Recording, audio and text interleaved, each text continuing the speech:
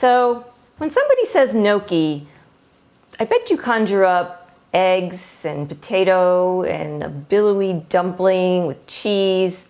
But today I'm going to show you how to do that plant-based with yam. I start with a medium-sized yam and I boil it for about 9 minutes until it's fork tender. And once it's cool, I peel it. This is what's left of my yam. I didn't want to bore you while I grated it. You grate it into a big bowl, and the reason we're grating it is because we want the gnocchi to be fluffy.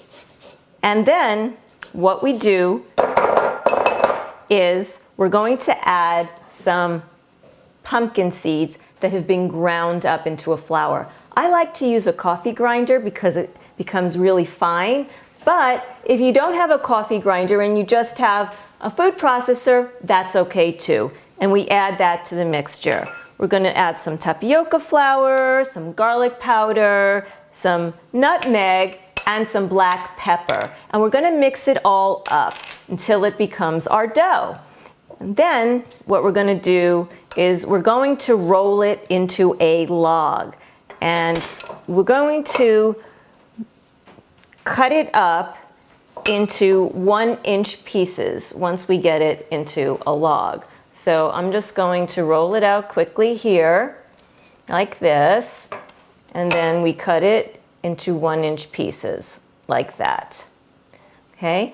Then we're going to dump it into a pot of boiling water for about 3 minutes until they rise to the top.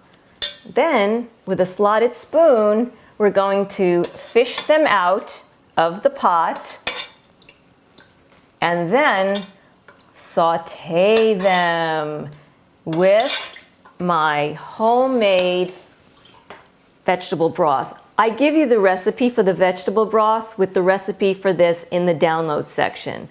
Okay, and we're going to saute that for about 1 to 2 minutes. While that's sauteing, we're going to do our Sriracha Pesto sauce. So we add my basil, some hemp seeds, some sriracha, lemon juice, and we start to blend it up. And while it's doing that, I like to add the water to get the consistency that I want. This is what it should look like. When your gnocchi is done sauteing, you're going to take it out of the pan and add your sriracha pesto, and you can heat it up if you like. So how easy was that, folks? I don't know how long, but it probably was just a few minutes.